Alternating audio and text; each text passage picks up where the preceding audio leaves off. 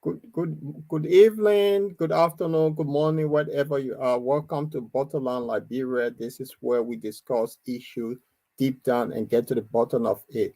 Today we'll be having our guest, Mr. Peter Quaweay, who will be here to take questions from our audience. I'll have my co-host, Martha and Jamal joining in later on. Before we start, we'll ask everybody to kindly share the show with us, and I will start playing some music while we're sharing the show. And I will take this time to say, please do, and welcome to Bottomland. Uh, give me a few minutes. Let's share the video, and then we can play this music. This music, we don't have copyright to this music, so just to be aware.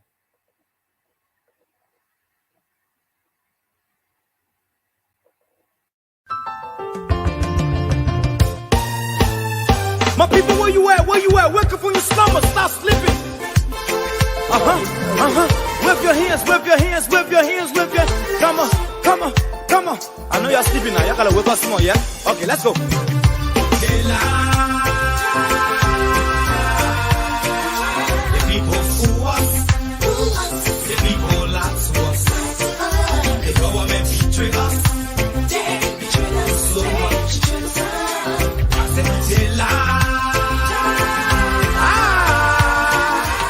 People fool us, the people lie to us, the government betray us. They can lie, they can steal, they will not go. I said we tired with their lies, we tired with their promises that led us to all our damages. We tired with their speech they preach indeed, and now unique they deceive us. The thing we saw, it frustrate us. So why can't you lie? Why can't you steal? Why can't you allow the citizens to be? You see, we just tell you that's why we voted you. But you fool us, you screw us, you use us and later on abuse us. So why? The government should lie. Why? But that's the question that we ask. They lie.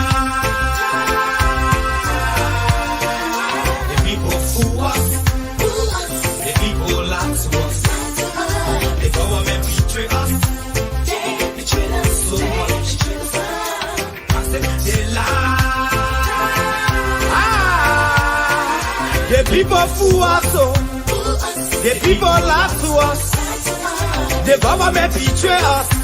They can lie, they can steal, they will not tomorrow. I said no one to trust.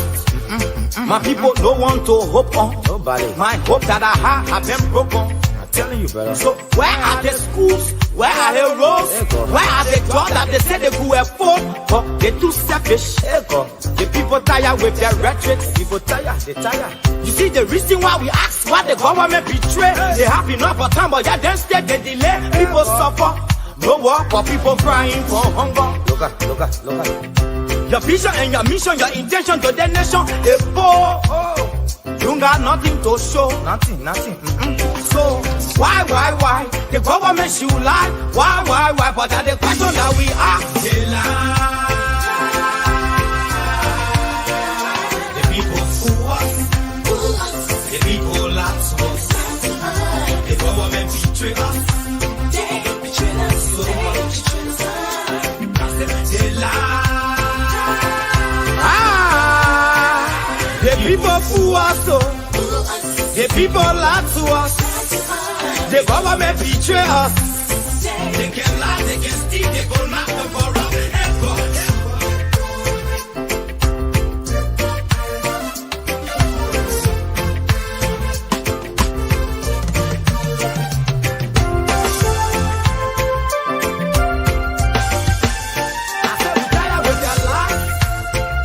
We tired with their promises that led us to all our damages. We tired with that speech they preach indeed, and now unique they deceive us. The thing we saw, it frustrate us. So why can't you lie? Why can't you steal? Why can't you allow the citizens to breathe? You see, we just tell you that's why we voted you. But you fool us, you screw us.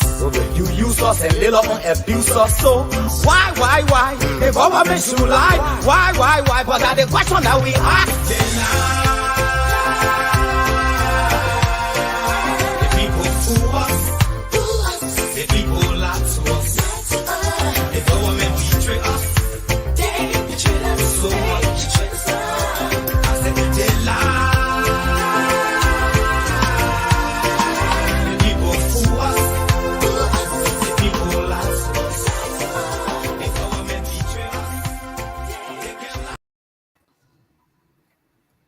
Well, good afternoon, good evening, good morning, whatever you are. Welcome to Butterland, the place that we always come to discuss the issue to get to the bottom of it. Tonight, we'll be having our host, Mr. Peter Quaweay, will be with us in a few minutes.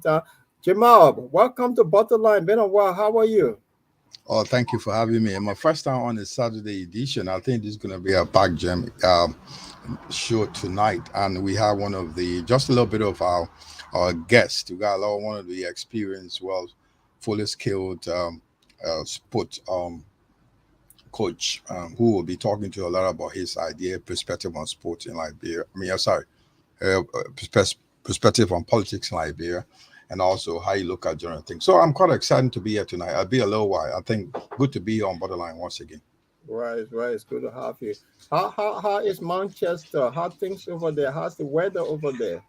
Well, weather is like it's always wet in Manchester. Everybody's gay up to we've this is a place of Manchester is a city of it's we call it a place where football specifically is a religion. Where today we have the Champions League final in France. I mean, it's way everybody's glued to our television, waiting to see what's going to happen today between the Liverpool and the Spanish team, Yeah. which is okay. And the thing about it is like I'll tell you a little bit of Liverpool is just a little bit of miles outside Manchester, so almost like the same city. So you see, like people like now, everybody is like looking up to what Liverpool going to do tonight. So we Right. all, it's a kind of exciting day for us here in Manchester. Great. Yeah, it's good to have you. It's been a long time, and then we'll bring in Peter a few minutes from now. But going forward, what do you think about the music I just in it? I mean, this music is I call it the national anthem for Liberia. Or if you look at the past government up to now, it just fits the time, it fit the occasion, it fit the situation, it fit the present day realities. So that's how I can describe it. It's something that we need to. It's a reminder that the musicians, so when they made them be writing books, when they play music, these music lives on because we will keep playing the music, a reminder of what is going on around us, to speak of the realities of our time. This is what I consider. It's a national anthem. It's a classic. It's been around a couple of years now. It's still Yeah. if you play it today, you think it's something that just come out today. Great. Yeah. Peter will come on any minute from now. He's just in the background, so he's ready. He'll just come on. So to get the conversations going. It's been it's been a long time. And what about all of these little hullabaloo that are happening in Liberia? Any latest news from Liberia today? What's going on? Because every day we wake up, there's something else happening. Any news today from the ground? Well, I've not been following the politics today, but Liberia, I mean, so far the issue has been the story of what I know of right now is the story of Cummings and court, and I think the court case yesterday was suspended, and they keep dragging Oh, on because the trial yesterday was suspended for I don't know for no reason, but what we know of right now is the situation, like in the news. What is not unusual, it's not news. So the matter of things are going on right now, but what we're looking at right here at the borderline is what is happening at ANC camp and the CPP camp. This is what the yeah, major of news to us right now. So, since the release of the release of the report from the forensic the team, the lawyer from the international lawyer team on Clary Blair, there'll be a lot of information out there with regard to the report. But as far as we're concerned, we still yeah. wait to see what's going on. It's an ongoing trial in Nigeria right now, so it's a quite Right. interesting thing in the CCP camp and CPP camp, and also and the librarians in general. Right. Okay. Welcome to Butterland, Mr. Peter Quay. It's good to have you. This is your very first appearance on Butterland. Good to have you here. Welcome. Jamal, we Well, want to take a pleasure to welcome our brother Peter. It's been a while. Yeah, I would like to first say thank you for coming. We have a busy schedule, you're a very busy man. I've not spoken to you for almost a year now, and good to have you. He took his time to come tonight to speak to us. Five in America, and we are in Europe. So we really appreciate his coming, and we want to say welcome to Borderline Peter. Thank you guys so much for having me. I'm always grateful to people and for people like you for this is how democracy functions in a healthy way. It's a democracy is just a marketplace of ideas, and when you have different voices, different opinions who get to push their what however they think we ought to live as a people, the more voices we have that people have choices to make, the better the society. So for you guys, what you guys are doing is you're adding to the health of Liberian democracy, and this warms my heart. For those of us who have lived away from home for a long time in other countries and see how their democracy function and how a healthy democracy adds to the quality of life of the people. This is very encouraging. So I wanted to tell you guys, thank you for doing what you're doing. Um, we will move the country forward one person at a time, and this is how it works. So thank you so much for having me. I'm glad to be here. Great, great. Thank you, Peter. Thank you for accepting our invitation. It's good to be in our midst. And we'll have a fruitful conversation tonight regarding our Mama Liberia as well. So, having said that, will you want to introduce yourself to our listening audience for the time being? Yes, my name is Peter Quaweay. I'm Liberian born, bred. Just quick background: came left Liberia when I was about 12 years old. I visit Liberia quite frequently, by the way. I was just in Liberia a month ago again. Um, Grew up in the United States, got educated here. I'm a graduate of Michigan State University. I am an educator. I am a American football coach, coach professionally, coach on a collegiate level. That's what I currently do. Coach community level. I'm all about our community. I'm all about after living out of Liberia for a long time now. Um, Everything about Liberia warms my heart. Uh, this says absence makes the heart founder. For Right, those of us who have lived outside the country for a while, you're not going to find more Liberian, a person who is more Liberian than those people like myself who were born in Liberia, grew up in Liberia to an extent, and had to live in a different country. It really makes us appreciate home, our people, our culture, and that's who I am. So I just want to add in my own little weak way to the quality of life of people in Liberia, and that's what I'm about now. And I want to help our people select the best person to move us forward, and I want to spread why I believe this person is the best person to move us forward. okay. Thank you. Thank you for that. Well, because you talked about sports, so I think we just want to dive into the conversation straight away. Jamal? Yes. Yeah, just quick question. First question we'd like to put to Paul. I mean, to our guest, Mr. Quayle. With your being as a coach, as a American football coach, what do you think about it? Like the role of sports in a nation building, like in with the case of Liberia, because we see if it comes to sports, there's no partisan politics. We all think like, well, this is about a nation, and then how. And if you look at sport in general, youth are the center point, the nucleus of sport. How do you think a government or a nation can use this can to progress a nation ahead? I mean, to put development ahead. Well, that's a great question. So I would start by saying, what's the importance of sports, period, before I bring it to how it can benefit Liberia.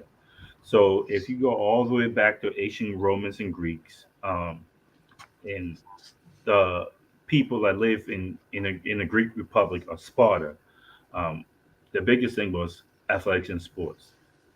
Alexander the Great, the greatest conqueror probably who ever lived, was all about sports.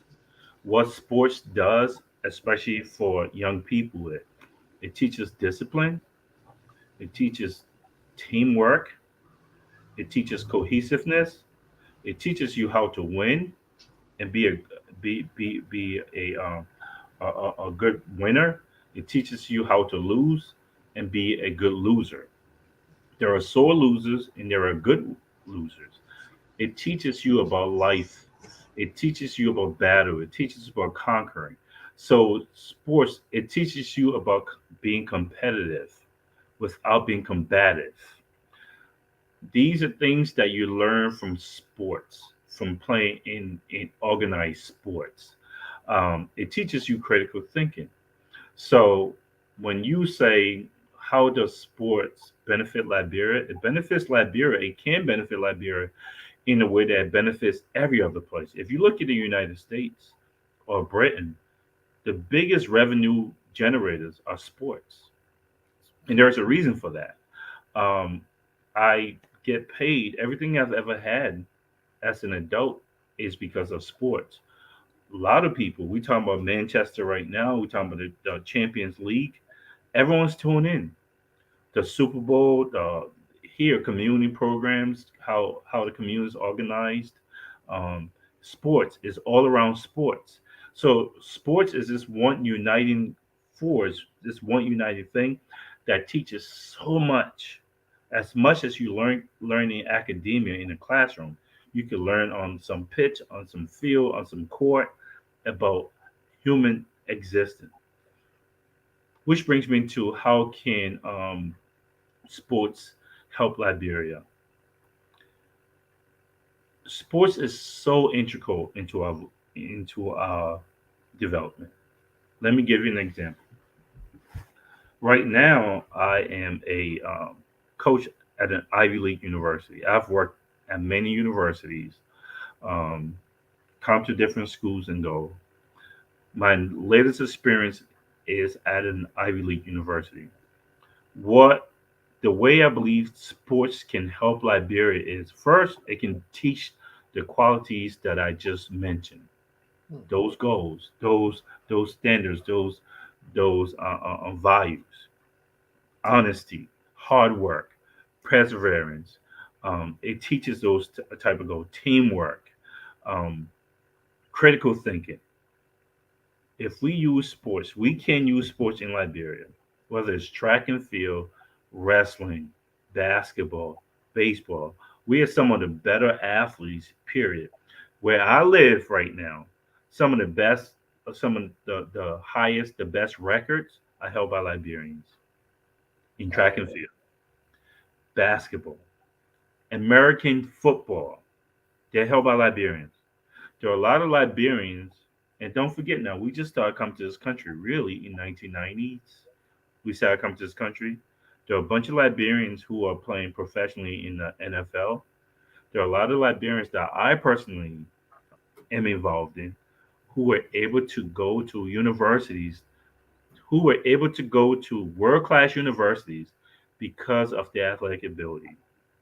Sports can alleviate the burden on our government to actually pay for scholarships. And hopefully, I'll have time to go into more details on that. But there are many, many things that we can do and can benefit from sports and our athletes by developing our athletes, preparing them to take advantage of their natural ability that is being done here. great, great. So, so looking at Liberia's situation, Peter, with the current president be an athlete and who have won all the titles in the world. What, in your opinion, why you think that this he's not focusing on sport that much? Well, there are many reasons for that, but I'm going to speculate on a few. First reason is I believe there are different aspects of sports. There are athletes. That's what I do for a living. So allow me, just indulge me for a second. There are Okay, athletes who have natural ability, who excel because they're bigger, stronger, faster than everybody else naturally. There are athletes who have to really work at their craft. and they too developed to be really good players, but they were not naturally bigger, stronger, faster than everyone. That's on the playing side. There are also athletes who were really good who became coaches. Coaching is teaching. Teaching is a skill. There are people who lack the intellectual curiosity to really be good at their craft. Even though you're a really good player, does not mean you're going to make a really good coach. Michael Jordan is considered the best basketball player ever.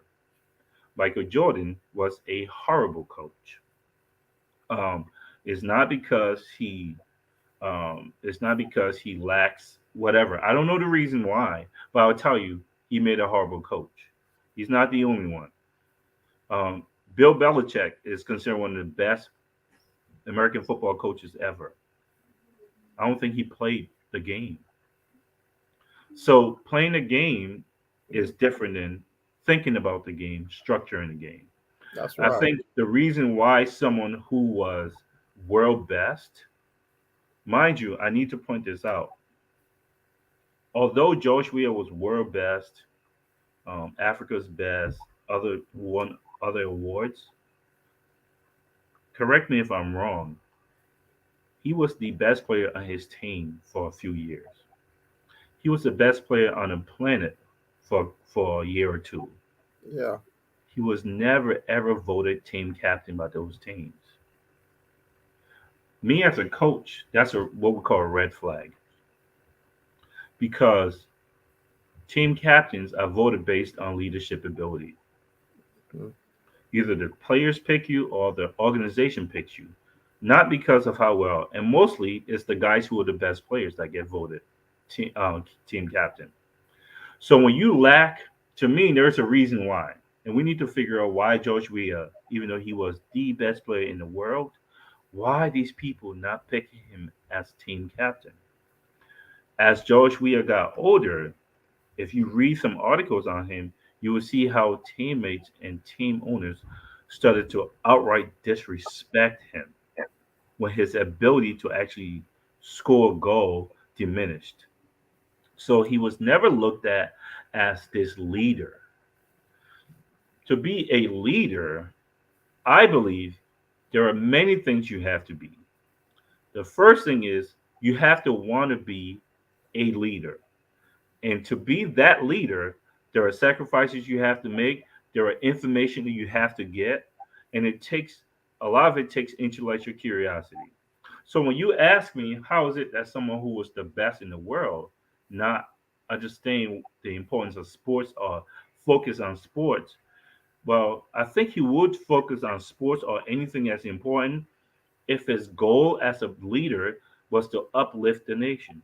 I don't know if that was his first goal. I think the goal for George Weah was to make sure George Weah was okay financially. And I think George Weah getting back his past glory was more important to George Weah than being his father figure. I don't think George Weah was ready to be a father figure.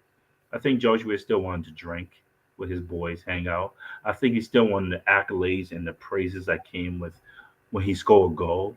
I think he missed that. I think that was more important. His morale being lifted was more important than watching a young boy from Sasktown.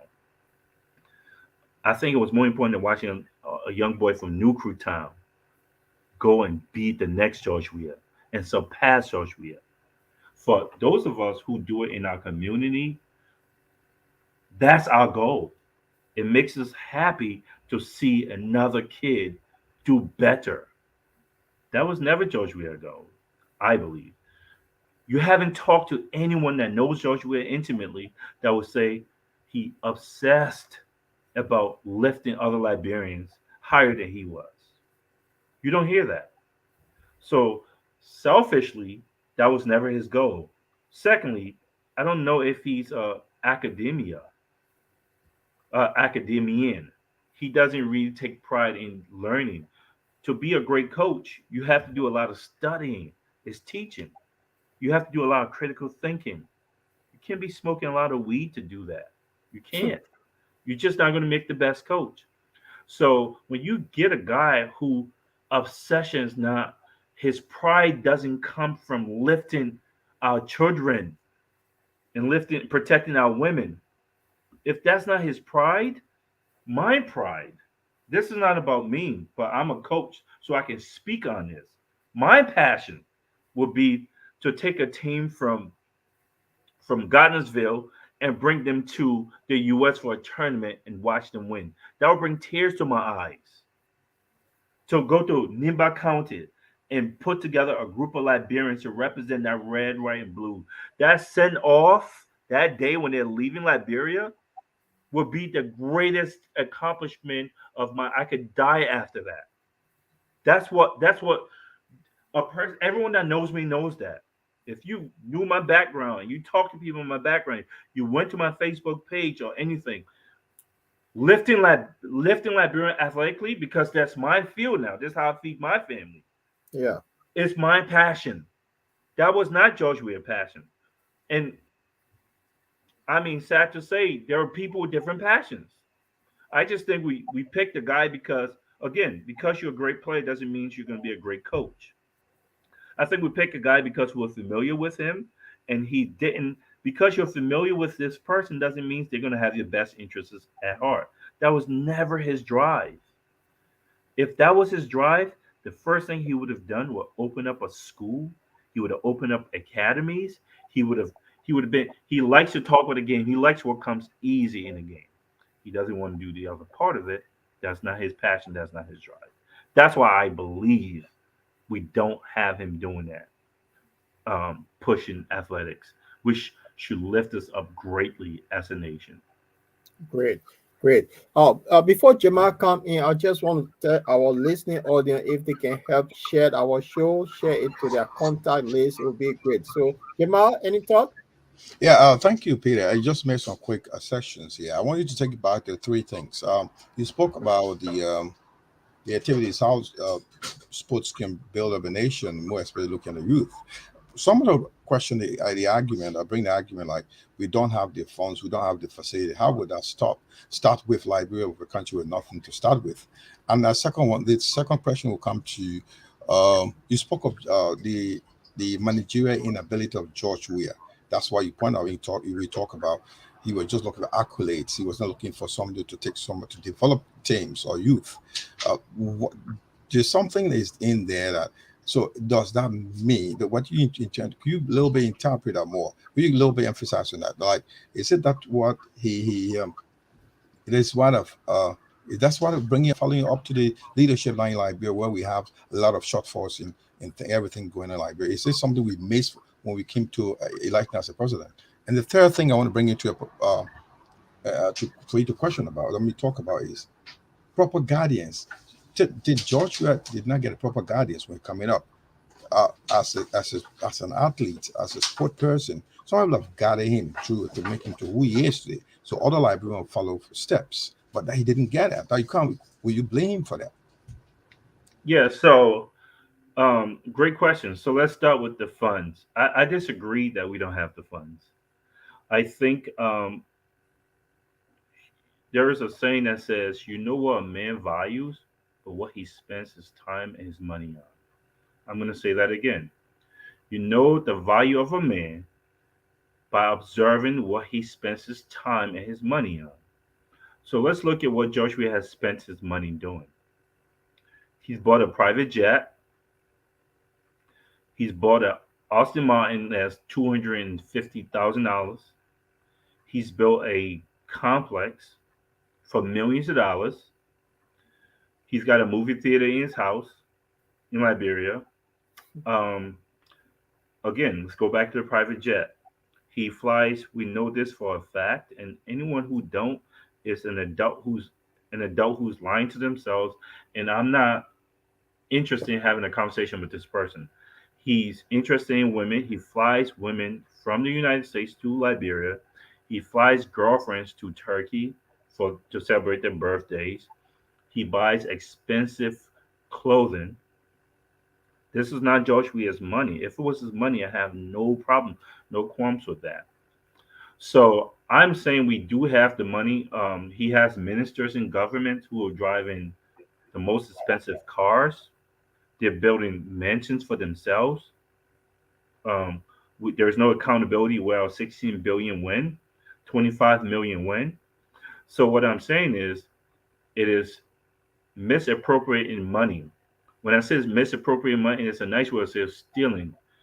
It's taking money that doesn't belong to him to benefit him, to boost his morale. So we do have the money and then some. How much money would it cost to build a school? I, a modern school. I could venture less than $1 million. How much would it cost to pay people to feed our kids that live in this modern boarding school, this academy? Not that much money. Way less than 16 billion, I tell you that much. How much would it cost to sponsor a team? Less than it probably costs this man to fly his private jet or to buy Louis Vuitton for himself or his girlfriends.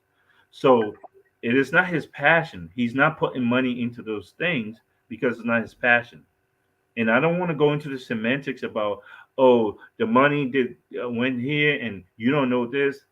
No, I'm an adult. Speak to me like a person with a brain. He built this sport and facility that he calls a park, right? This playground, and without proper drainage, everything is politicized. He built a clinic for he's called 14 Clinic. He everything he built a farmers market. Everything he does with money does not go shows you that he doesn't have a vision of how to develop the country. Everything is to make a political point. When George Weah was asked about this playground that he created, he said, and I quote, he was asked, what statement is this supposed to make? A visionary would have said, they're supposed to tell our kids, we have you in mind. They're supposed to tell Liberians, I want you to be happy, young children, to play. They're supposed to tell everyone who's against me that I haven't forgotten our kids, where I come from. He said, and I quote, this park is supposed to tell you to stop, uncle, stop. That tells you it is all about George Weah. Stop and look. Stop criticizing me. Stop doing. It's not about our children. It's not about our children. So when you say to your next point, George Weah doesn't didn't have the proper upbringing, I don't agree with that neither. George Weah was able to, just like I was, just like many of us was, he was able to leave Liberia and see the structure. I think that George Weah didn't have the intellectual curiosity to look at what was going on around him because he didn't care enough. It was not about if you're going to uplift other people. Kagame is not formally educated, but what he did was, if you think about leading the future and of our children, you research that stuff. You don't have to go to school for that. You're obsessed about thinking about it. When I have a chance, how do I lift people? So it's not that he wasn't given proper guidance. It is that he don't care enough. He's not intellectually curious enough to do that. So we do have the money. We can build a school or a series of schools. We can hire the best track coach that money can buy. We can hire the best wrestling coach, something that Mr. Cummings is going to do. We can hire the best basketball coach we can get and form elite teams and best soccer coach and best uh, American football coaches. We can do those things. We can, if you don't have the expertise, you can hire experts to do it. If you're intellectually curious, if you were an expert yourself, I don't know about computer, but when something happens to my computer, I'm going to go to the best person who takes care of computers. Same thing with my health. I'm going to try to go to the best doctor for my son and my family and Right. my wife. I'm not going to try to do it myself. So he could have hired people. So that's not an excuse that, well, I didn't come up with. No, he didn't care enough. It doesn't, that's not what keeps him up at night. Right. So based on that, we're going to move on. You might want to follow up before we move on to the next topic. So Peter, we know you've been around and you have all of this. I guess you with the ANC. So I just want our next topic will be with regarding the conflict that is happening within the political setting, especially the opposition. What do you make of this? Well, again, um, a great question is something to think about, and this conversation to me is important. Let's start with the term opposition. What does that even mean? What's the definition of opposition? There are many reasons why people oppose something. When you apply the strategy, the enemy of my enemy is my friend, you have already set yourself up for failure. There is no one opposition. There are people opposing George Weah, but for different reasons. That does not put those people on the same team. So let's look at what Mr. Cummings. I am a member of the ANC, and I'm a member of any movement that will uplift the standard of living of our people. So let's look at the people vying to lead our country. Let's start with the head of this charge. Let's start with Boycott. Let's look at his background. I've always asked this question: what would Joseph Boycott be doing at this time if he was not in government? What is his expertise? What is his passion?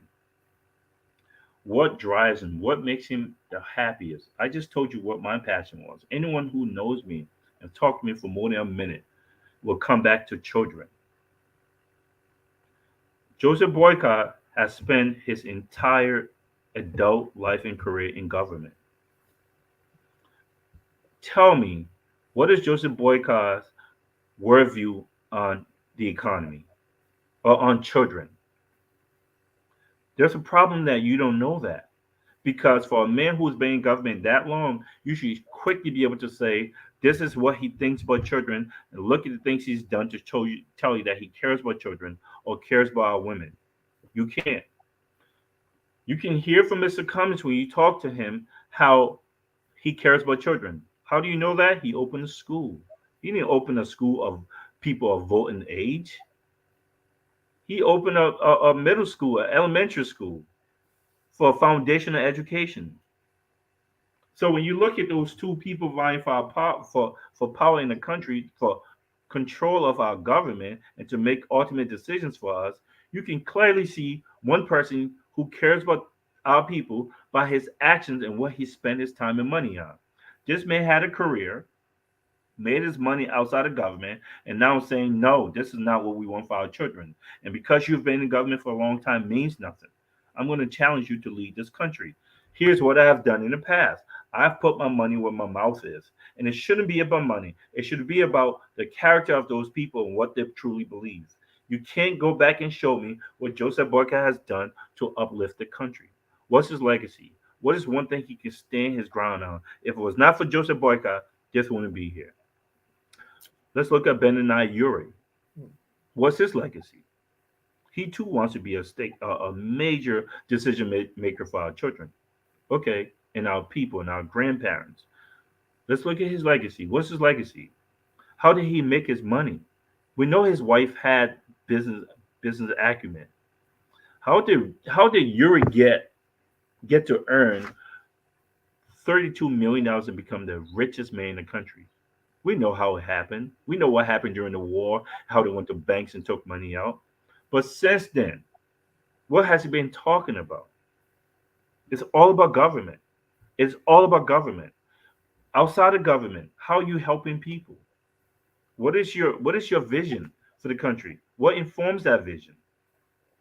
So when you say opposition, there are people who would like to replace George Weah. The only thing we agree on is that George Weah is not the right person to lead the country. Outside of that, we are not on the same page. So we were never teammates.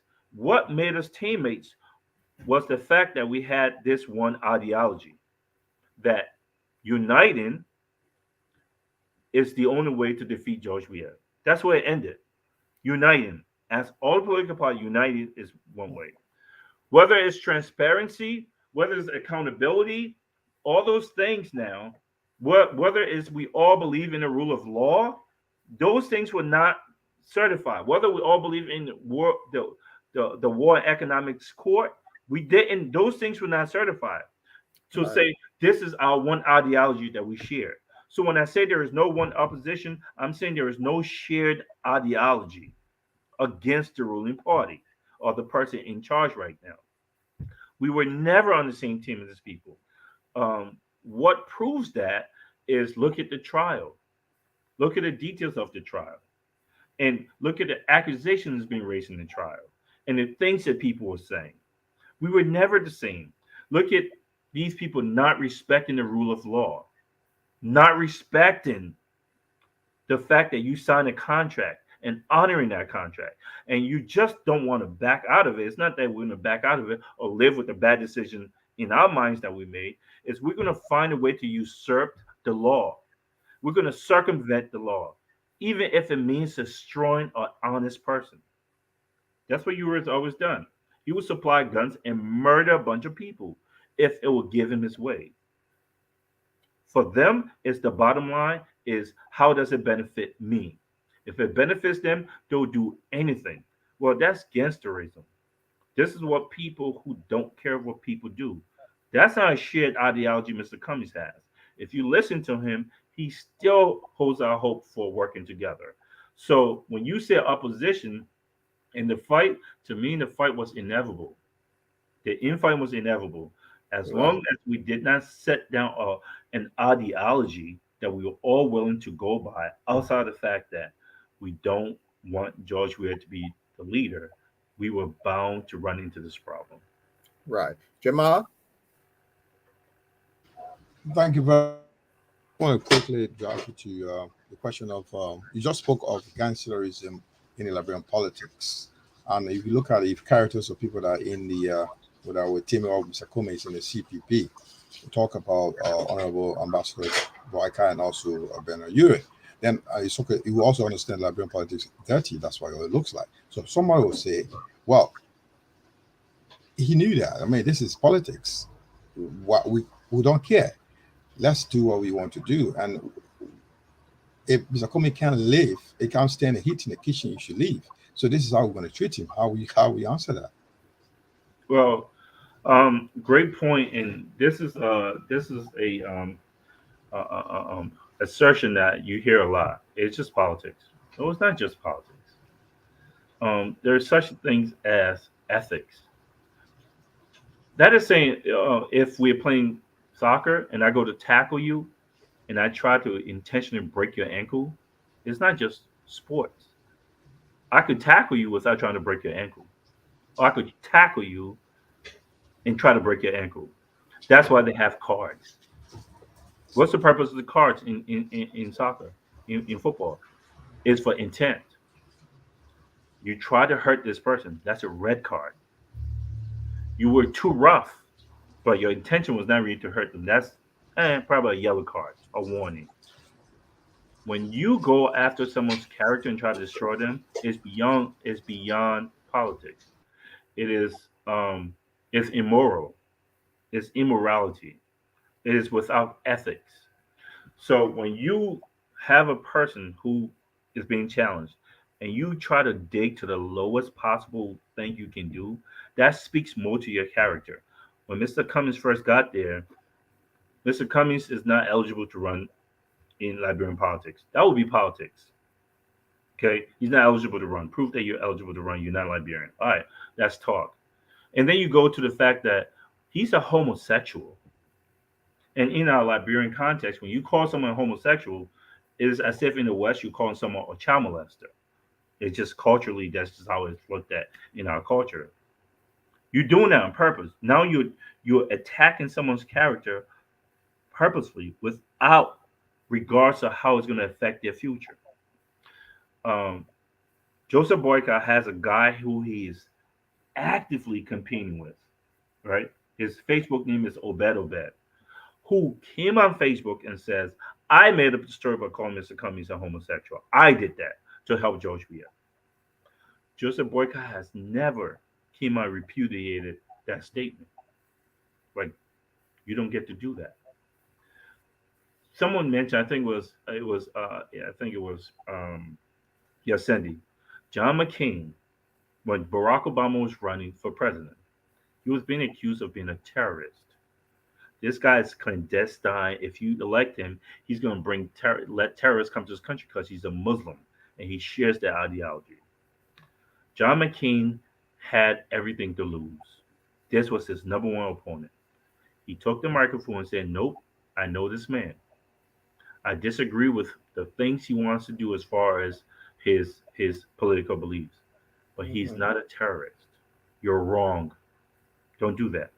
That's politics. This is what outstanding members of honorable people. This is what they do. Honorable is not just a title you hold just because you have a government job. You do honorable things. So when Joseph Boycott either implicitly accepts the notion of destroying someone's character, now you call him a criminal by saying that Ben Yuri accused him of forgery. A man who ran a Fortune 500 company in sub-Saharan Africa, who could have made up any mistakes, any excuses to sleep with 100 million women because I can promise you jobs. This man had all opportunity to be so immoral, so corrupt. Never did that. His reputation matters. All the interaction with him tells you that this person is an outstanding character. And you purposely try to destroy his character to the general public? No, my brother, I disagree that that's politics. That is the same old playbook that is used when you go and you start wars and you bring guns to the country. Same old strategy. When you lie to people and you mislead people, purposely mislead them so that you can personally benefit. That's not politics. This is the crust of why Liberia is where it is now. This is the very reason, the essence, the core of what has destroyed Liberia, right? Misleading people, lying on people, and destroying people who would, for all intended and purposes, lift the nation out of poverty. Okay, when you do that, when you purposely do that, it's beyond politics. When we dismiss that as just politics, this is how we have the perpetuation of the type of living standards that we have in Liberia. It is not just politics; it's beyond that. And it's time that we call out these conversations, these character assassins. We call them out and we let our people know and explain to them in simple terms why that what that person is doing is bad for the nation, not just for that person, but it's bad for everyone involved, especially our vulnerable people. Great, great.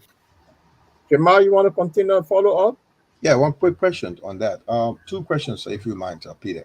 Uh, First, the question of, I mean, you spoke of these characters. If we understand, all Liberia understand from your perspective, I don't think we'll be voting Mr. I mean, sorry, Mr. Boyka, or voting or hailing Mr. Boyka or Ben Yuri.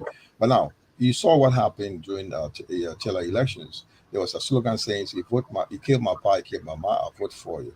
The same with George Weah. You know book, you don't know book, or you kill that, or you'll be my president. And now the Liberians are the issue of the allegations of homosexuality of Mr. Cummings being a gay is even being considered by many. We despite Obe coming up to say it was making up, it was false. But now they still consider it as a case here. I mean, they still believe that he is. And the second thing, another thing to with the issue of the forgery, the criminal case, people still believe that Mr. Cummings is guilty. He really made a forgery of that document. These kind of concept where these people we have. What can you tell Liberians? How do we change the mindset? I mean, the mindset to understand the reality, to know who the can, who the right can. How can we let them know? How can we kind of how do you get to the people to understand, Liberian to understand? We need the right people. Who is the right person? How do we present that? So again, this is another great question, but it's not something with a simple answer.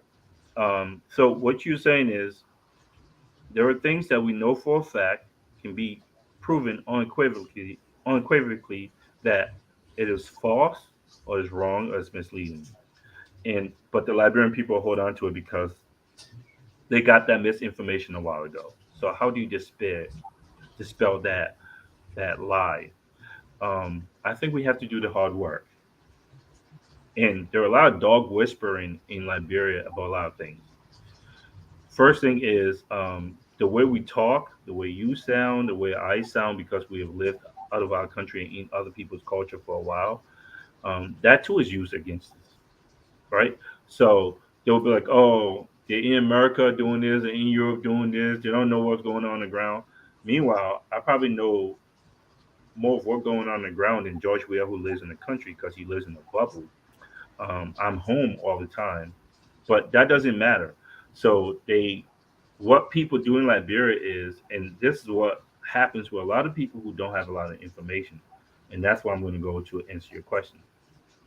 What happens is when you give these people information, they going to every human is going to make a decision based on the best available information. So the way you dispel that is you have to undo that.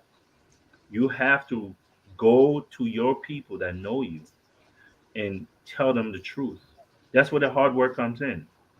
We have to do things like we're doing now. We need to go on shows and say, no, this is what they said. This is actually the truth. You have to painstakingly undo that. And that's what these people who are perpetuating these lies know. Once we plant the seed, it's going to be hard to be undone. But what's the other choice? We don't have any choices. We need to actually go on the ground. Our people need to see us, feel us, know us, smell us, to know that we're real and what we're saying. This is why you should agree with us. We start off. You guys talk about Henry Costa. We know for a fact that he's going to try to support George Weah because they're going to give him money.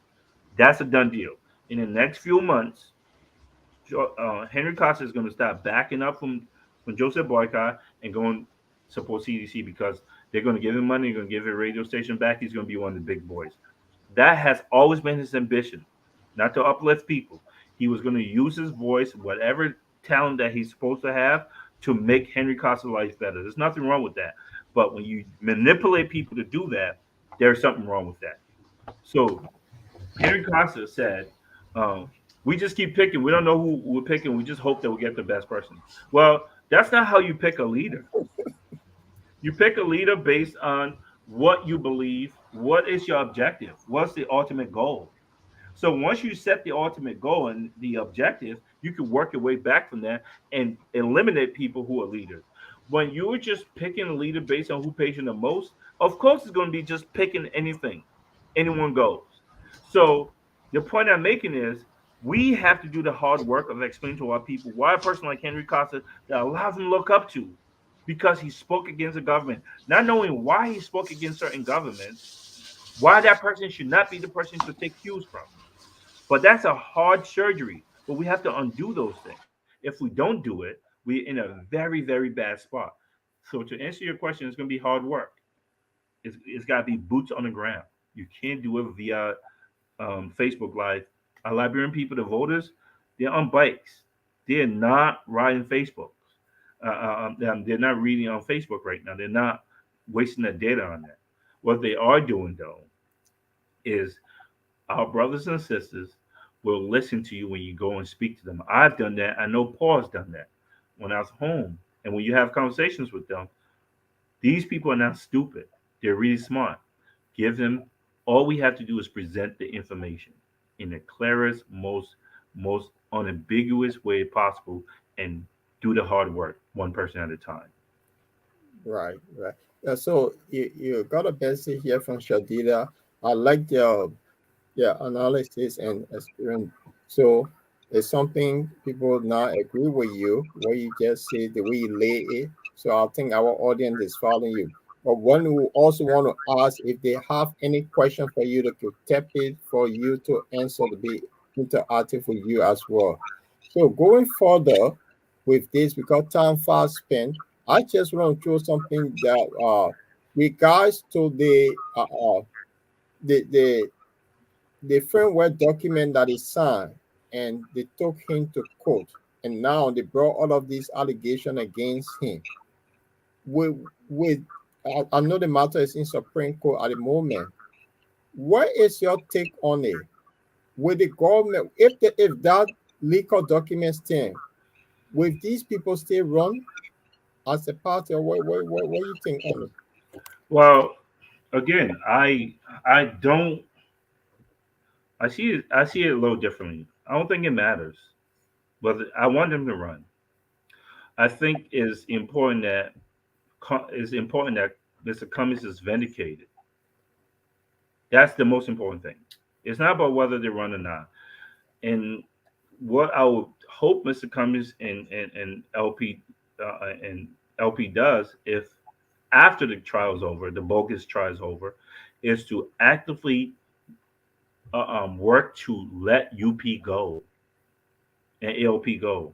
Let them go. Like actively have a press conference and say, this document we want to make it null and void. Let them go, but only after Mr. Cummings is vindicated. So I don't think that matters. I think what matters is us explaining to our people who these people are. Let's look at the charges against Mr. Cummings. Right? It's not really that hard to understand when you read through the document. They accuse Mr. Cummings and those other gentlemen of first not following procedures when the document was being altered. Let's look at the timeline slowly. The document was completed in 2020. A year later, Benani Urich, after thinking that he was going to, Boycott was going to be automatically crowned king, and when that didn't happen, try to find a way out.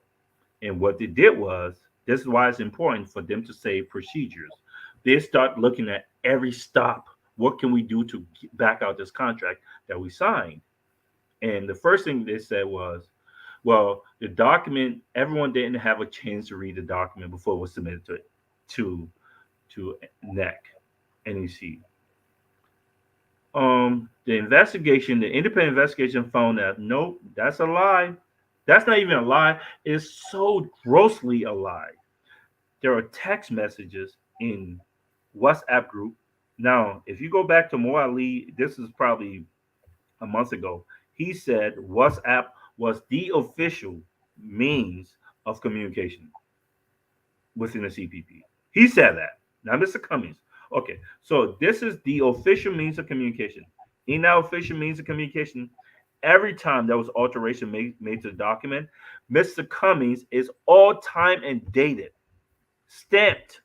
Mr. Cummings submitted the exact document in the chat room every time. And there are people from those parties, from LP, from UP, who are acknowledging that Mr. Cummings, okay, Mr. Cummings is like, okay, this document is in here. I need you guys to review it. Get back to me. Any alterations you want to make, get back to me. It's time stamped, and they're responding. And when you look at the document, before Mr. Cummings finally submitted the document, on the 9th of July, Mr. Cummings says, this is time sensitive. I need you guys to read over the document one last time before I send it to NEC. All of them, Young B. Conga Lawrence is in there. The other chair people are in there. Uri's in there. Tell Mr. Cummings, thank you for the hard work that you have done. He's telling them, look at the document. In taking the document that was in timestamp that cannot be changed once you hit submit in WhatsApp to the document that's at NEC, the investigation found that it is exactly identical. That means the final document that Mr. Cummings, all the alterations that were asked to be made by these people, they asked the lawyers to make the recommendation. The lawyers made the recommendation, give it to a committee. The committee was supposed to be reviewing the document. Every political party is like having a Google sheet. If we have a Google sheet, I can make changes on the sheet. So can Jamal. So can Paul. Everyone can make changes on the sheet, right? And then it's our obligation to read that sheet every time alteration, especially if I make alterations. Guys, look at the sheet. Is it my job then to keep going back and say, Paul, did you read the sheet? Did you see line 3? No. If the mayor is saying to you, this is what the lawyer said, read it. There is no proof that they have zero evidence that Mr. Cummings alter anything or put that in the document, because if they did, they would have presented the evidence.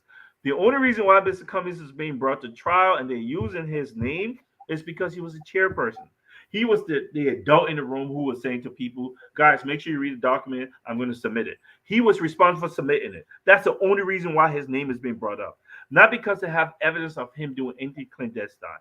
Zero evidence. Every time a document was given to him, because he was the person, he was the point person to have the document. He put it in the chat room and told everyone to review the document.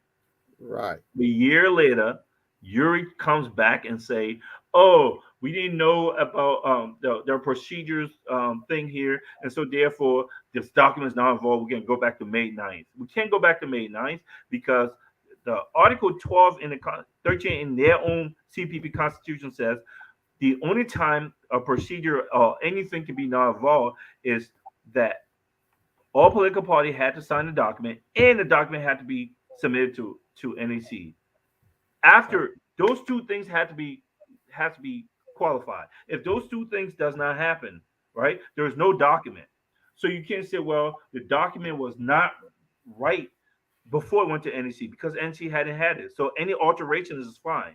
So that part got put to rest.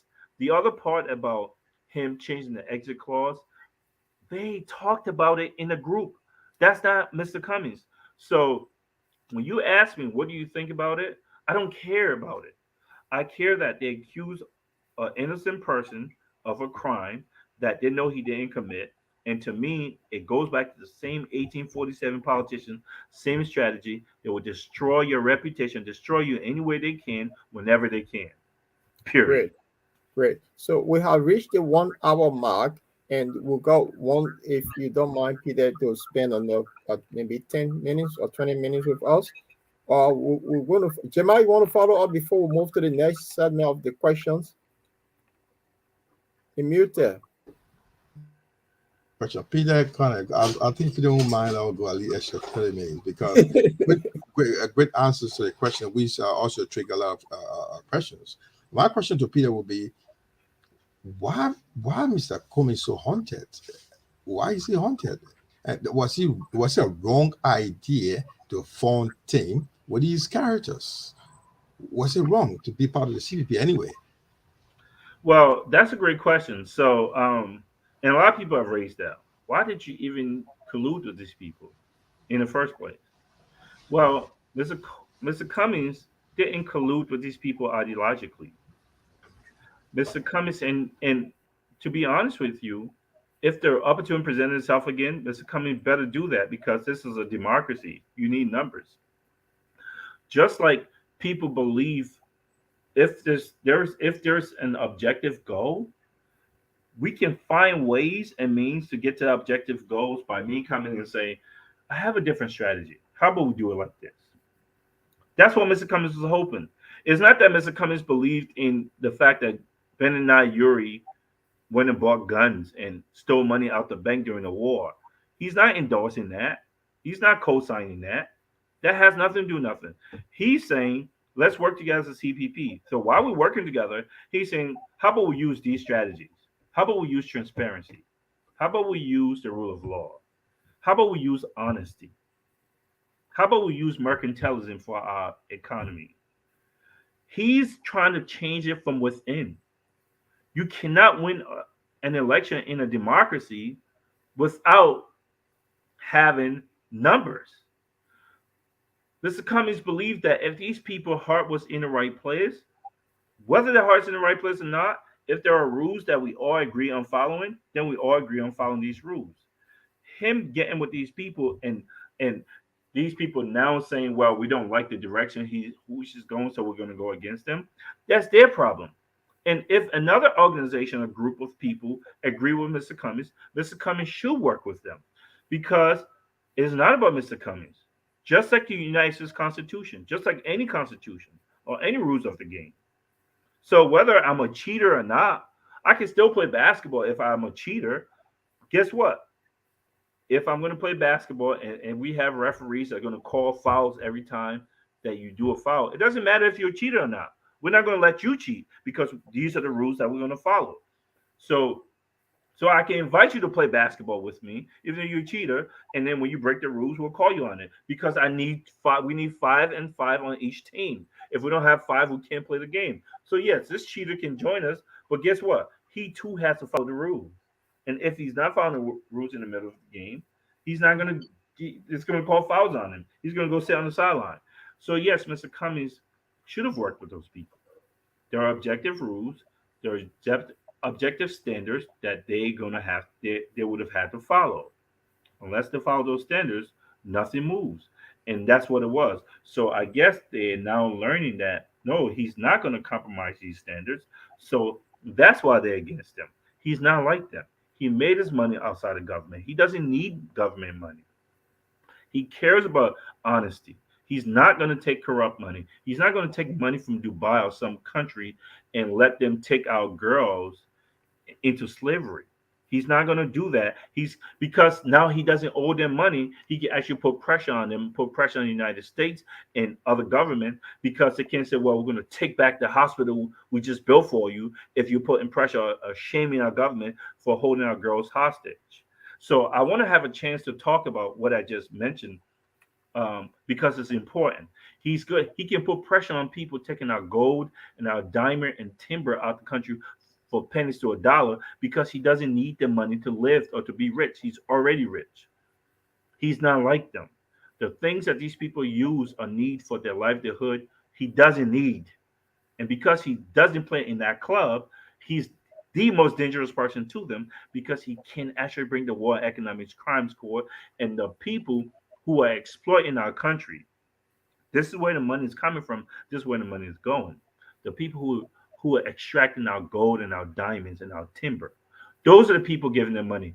As they take billions out of our country, they give our country hundreds of thousands of dollars and give the government officials little pocket change. And these are the pocket change that got these people with this money. This is how Amos Sawyer will have $3.2 million. This is how Prince Johnson will have $9 million. This is how Joel Hotel will have $11 million.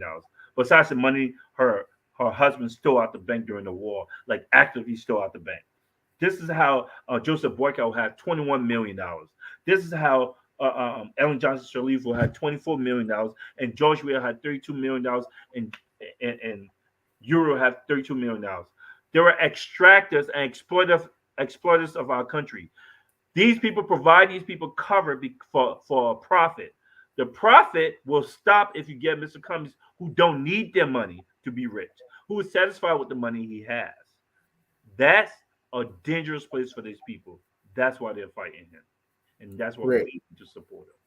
Right. So to our listening audience, you can also follow us on Butterline Radio. It's online radio station that we have 24/7. You can follow us. If any of our audience have questions they want to tap in, or if they want to call in, you can call on our WhatsApp number. It's a Liberian number, but will get through to us here.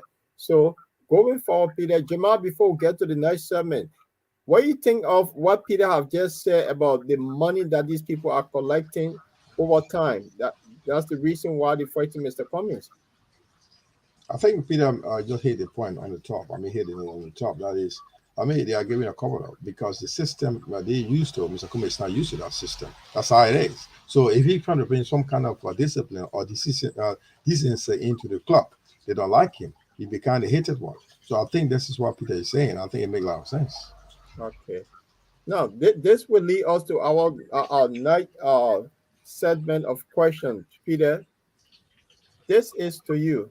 Is Mr. Cummings political partner and battle tested? I don't even understand that question. It's become politically potent and battle tested. Let's start with politically potent. Well, define politically potent. Of course, he's politically potent. Potent means he's dangerous to someone or something, right? Of course, he. I just went through a whole litany of the reason why he's potent. He's dangerous to the system, to the status quo, to the Ben Ayuris and the Joseph Boycott. These people, he is extremely potent to the UP thievery ring and organization. He is going to audit them. He's going to audit George Weah. That is extremely important because when you get audited, just like happened in Ghana and happened in other African nations and Nigeria that took money out the country and put it in banks, he can recover those money and build schools with it. And they can Joshua can lose his homes of 200 colors. They have to collude together to protect each other. He's put into those people. Is he battle tested?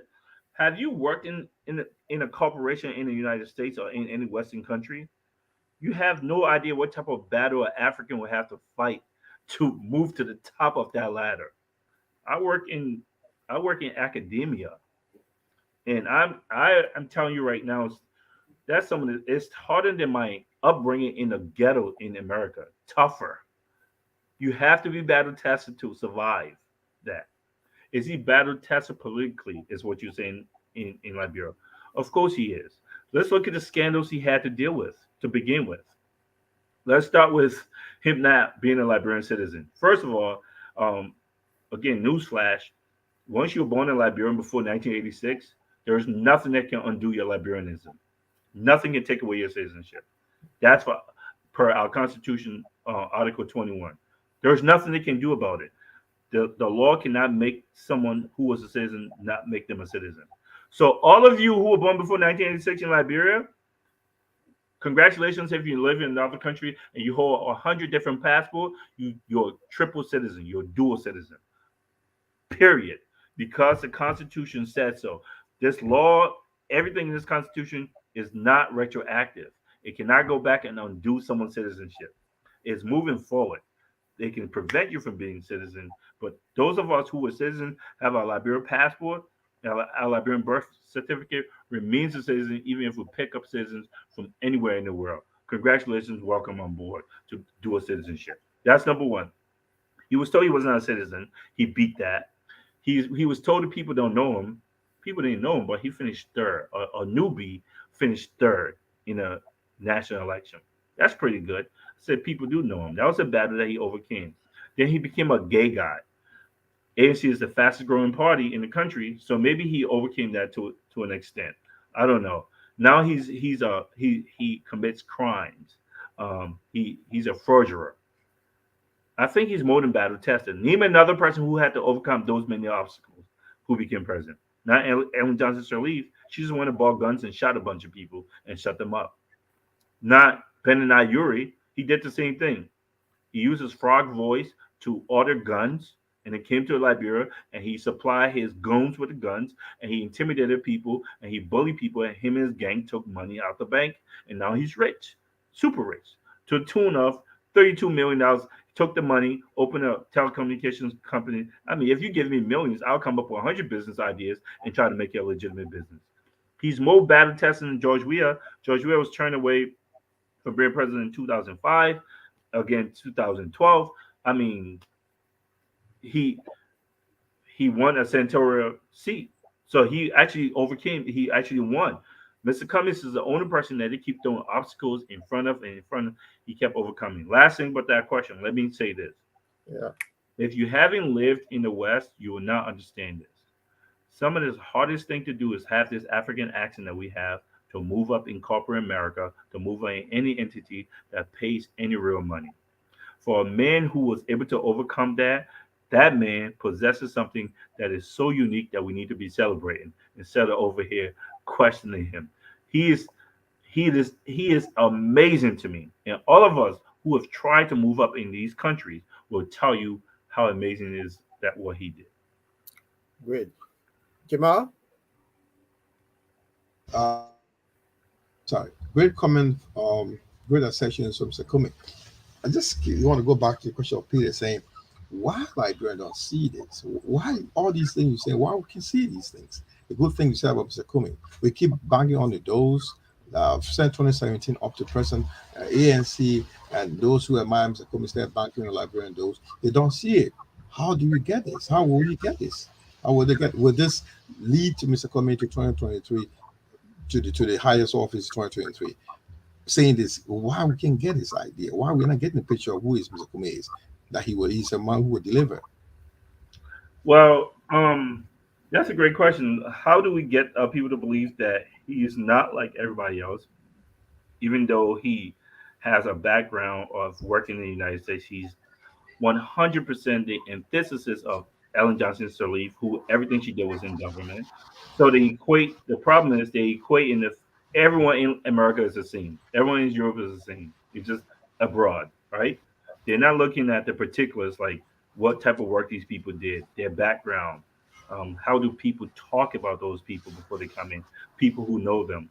So if the question is, how do we sell Mr. Cummings to the rest of the country? Again, it goes back to what I said earlier. It's a hard work. We got to start with our family and friends.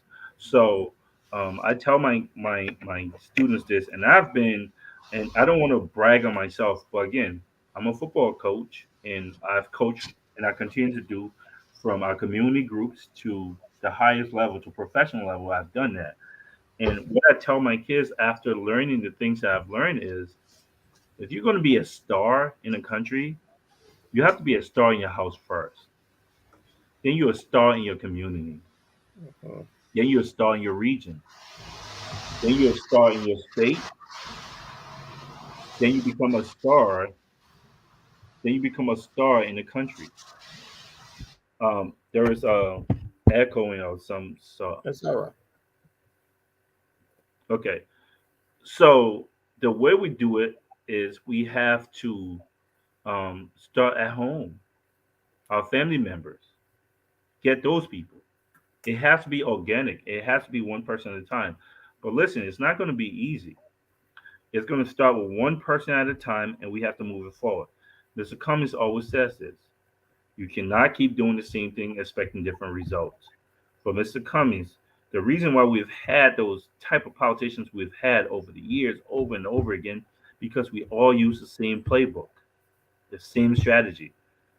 This strategy has to be different. It has to be the foot soldiers on the ground, one person at a time. Start at home. Start with your family members, with your loved ones, and then we move to the community, and then we move to the district, and then we move to the country. Great, great. So, Jamal, you satisfied with that? Right. So, Peter, before we, I just want to show something here, and if you're going to, this is an invite to you.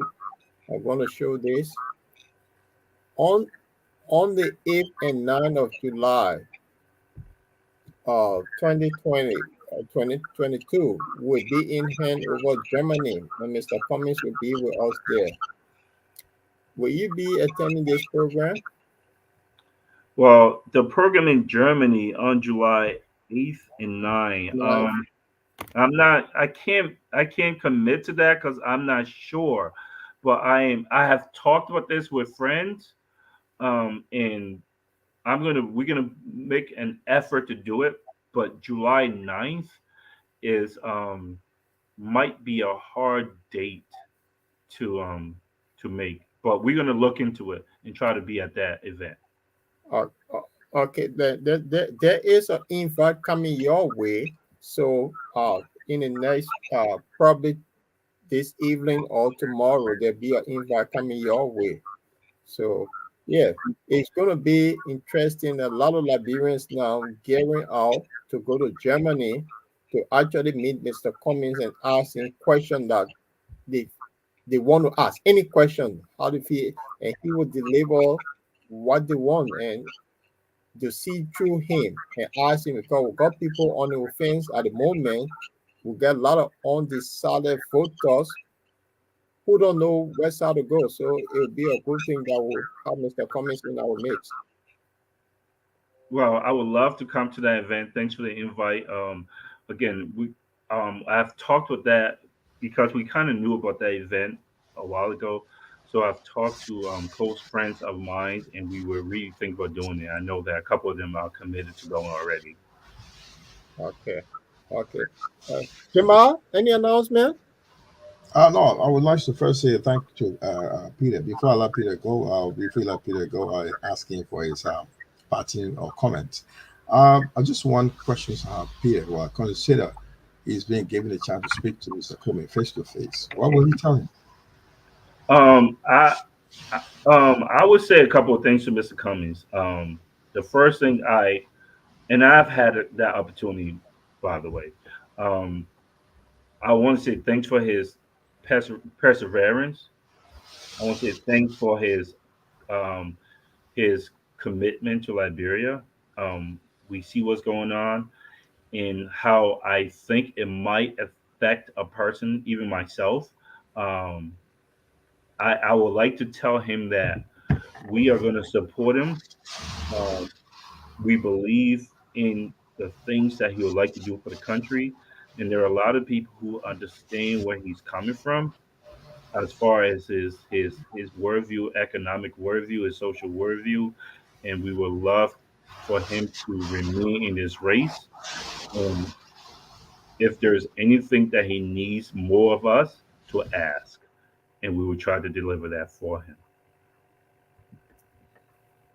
Yeah, Jamal. So Thank you. yeah, so Peter, it was a great discussion we had tonight, and I hope this should not be a last time appearing on Bottom. Saturday is the Saturday edition. Actually, for ANC, it's an ANC night. So we want to make this platform for people to come here and share the vision of ANC and Mr. Cummings. So as time go by, in the next few weeks, we should be live in Liberia. So we need all hands on deck to join us to propagate the message in Liberia. So I would say thank you for coming. Any parting comment for our audience? Yes, first of all, thanks you two for having me. Like I said, we have to move the country to get forward one person at a time. This is not going to be an easy process. A lot of people like the end results of things without going through the nitty gritty to build it, and that's part of I think where a person like George Weah comes in and really upsets the soul of people who understand hard work. My part in comments is this: today I was watching a talk show. I was trying to find it as we spoke, and it was about our young ladies stuck in Dubai. I think it was Dubai, and the girl's crying on the phone. She said they got us in this room. We ran away from wherever we were, and they got our passports. We need help. We are locked in the room. We are being treated like slaves. We are not allowed to go any place. We can't even come back to Liberia. If we go to the passport, we go to the airport. They're gonna call the person who brought us here, and they're gonna bring us back, and we're gonna get punished. There are even people who have died that you guys don't know about. Help me, help me, help me. I look at that and I hear that, and I couldn't even continue to watch because it was breaking my heart. And I'm hearing that could be my mom talking. That could be my sister. That could be my fiance. It could be my anything speaking. Why would our government not be so anxious to help? Well, I also looked at, and I'm not saying these two are linked. There was a hospital just built, Emirates Hospital. Emirates Hospital. Look at the name. People are not building hospitals in countries just because they have a good heart. That's not the only reason. What are we giving up for the hospital? Who built the hospital? What did it cost us? Same Hmm. thing with Joshua Playground that he calls a park. Who built it? How much did it cost us? I know it was in the budget to um, build something like that. But the hospital, who built that? Who built Hospital 14, Clinic 14 that Joshua had? The point I'm making is this is a persistent problem. In Liberia right now, we talk about how people are doing ritualistic killings. Brother, those are organ harvesting. If you look at these bodies with parts missing, these are people harvesting organs. We're an easy target. We don't have a security sector to protect our people. It's not about rituals. Just throwing the word, oh, ritualistic killing. Now people think it's some juju or voodoo that's going on. That's not the case.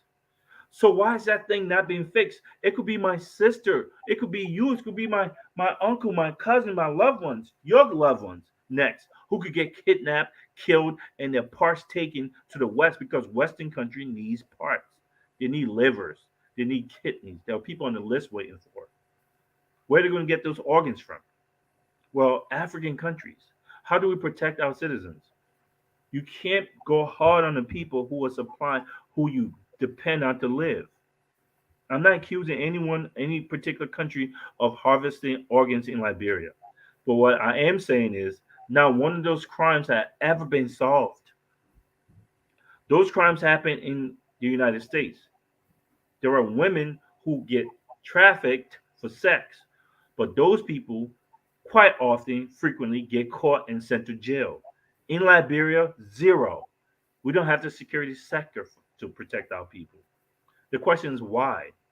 Because the person leading the country does not have the country and the upliftment and the protection of our women and our very vulnerable children at at best in his heart.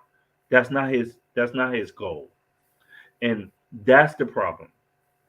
We fake. The park flooded a couple of days ago. The playground flooded. That's not a problem. Flood happened. The problem is when that park is used as a political statement that you're ready for the job. When you try to use the park as a shield, as a cover for you not being able to do the job. When you try to use the hospital, which is a great thing, as a cover for look at the development I'm using, even though you're stealing a lot of money. That's when it's a problem because you're not hiring the best people to do the job. It's just a political statement you're trying to make. I would want to leave this. I want to leave this with the Liberian people. We really have to do something different if we expect different results. Stop allowing yourself to be fooled by these things. And to the rest of the supporters that understand what's going on, we need to keep propagating the message and talking to our people. Let's keep telling them, don't be blinded by this park. We need to create jobs in the country. We need to protect our vulnerable, our children. We need to build hospitals. This is how countries are built, not these projects that the exploiters, the people who are taking billions out of our country in gold and diamond and our timber, the things that take those people are giving us gifts to blind us. We need to look at that. And we need to keep talking about that. So I want to say thank you to you guys for the work that you're doing. And let's keep propagating the message of delivering Liberia and telling the truth. Let's just be truth tellers. Thank you so much. Thank you, Peter. Thank you. Yeah. Yeah. So Jamal, you muted.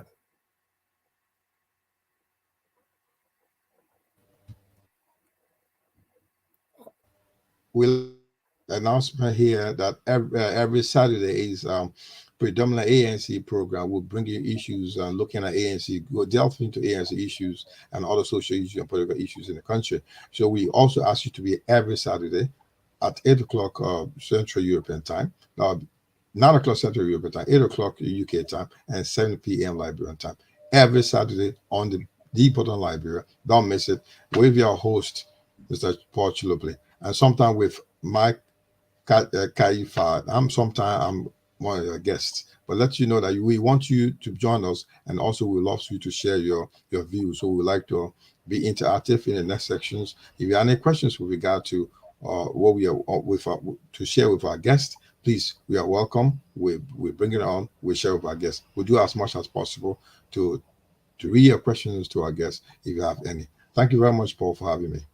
Yeah, I would like to tell our audience to please follow the link. Just press follow, so every time it comes on, it automatically signal you. It was a great show, and then Jamal, thank you so much for being here tonight, and I hope we'll have you on Saturday, if possible. So it was a great show, and I will say thanks to everybody that been following. It was a good night, and on that note, I will say goodbye, and I will leave this message with them. Just listen to this. It's the 5 pillars of Mr. Cummings. Please listen. There are 5 priorities we have, And we call that the what's. And then there are 5 things we call the how we'll do it. And those priorities are as follows. Our first priority is infrastructure. Simply put, it's electricity, it's roads, it's water, and it's internet and cell phone connectivity across Liberia. We have to invest in infrastructure. That is the top priority. That's the basis on which we can and will do everything else. The second priority for us is job creation. There are too many unemployed, underemployed, and unemployable Liberians. The unemployment rate is over 85%. And therefore, job creation is our next priority, creating jobs for the Liberian people. So after job creation, our next priority is agriculture. We are a country, after 170 years, that do not fear ourselves. Last year alone, we imported over 160 million United States dollars in rice import, and total food imports was over $280 million. These are things we can do for ourselves. We should be producing rice to feed ourselves, and my commitment is that by the end of my first term in office, we will be self-sufficient in rice production. And within education, we are focused on vocational training, teachers training, and adult education. But we have to educate our young people because, again, that's how we can help them create jobs. That's how we can train farmers. And so these things are all linked together. And our final priority in terms of the what's is health. Because you can have good infrastructure, you can have a good job, you can feed yourself, you can have great education, but if you don't have your health, it doesn't matter. And so health is our 5th priority, and there we're focused on primary health care and preventive health care. So those are the what's we'll do for our people, for the Liberian people. How are we going to do these things? The first how is we want to engage Liberians differently in the transformation of our country. We call this hearts and minds. How do we get all Liberians to participate in the changes that are required? We're going to use arts and music and culture and reconciliation and religion. All of these things, we will be deliberate in using these things to engage us as a people in this transformation process. And so we're doing some work on how we can make those things happen. The next how is that we're going to find the money. We have to find the resources, the money, to do all of the what's I mentioned earlier. And the way we'll find the money is first, we'll go after waste in government. You know, we spend a lot of money on things that we don't need, or we pay too much for things that we do need. So for example, I believe the vehicles we buy for our government officials, we spend too much money on that. We should reduce the number of vehicles, and we should buy less expensive vehicles for our government officials. We need to reduce how much they make so we can pay teachers and civil servants and police officers and the military officers and healthcare workers, people who actually do the work. We need to pay them more money and reduce the gap between those at the top and those who actually do the work. The other way we'll find the money is going after this thing called corruption. You know, corruption has been the bane of our country. Is the primary reason why we are as underdeveloped as we are today. And we will aggressively go after corruption. The first thing we'll do is we will appoint a corruption czar, a minister in charge of corruption in the presidency that will coordinate all of the agencies that are meant to find corrupt officials. Secondly thing we'll do is we'll make sure we are giving the resources, the money, the right people, the right logistics to the anti-corruption agencies, the LACC, Liberia Anti-Corruption Commission, the General Accounting Office, the Public Procurement and Concessions Commission. We will make sure they got the right resources to go after corrupt officials. After that, when we find people who are corrupt, we will prosecute them, we will put them in jail, and we'll seize their assets. It will not be good enough for you just to resign. So those are the things we will do to really go after corruption. I have committed that I will not take a salary. The salary that is paid the president, I will allocate it towards helping to fight corruption. That's how important I think it is to us. And then the other way we'll find the money is we'll make sure we're getting full value, the full monies we're due from our natural resources. We'll look to exploit other natural resources so we can get the funds required to fund healthcare, to fund infrastructure, to create jobs, etc., etc. So finding the money is the second how. The next how is we want to create a government of inclusion.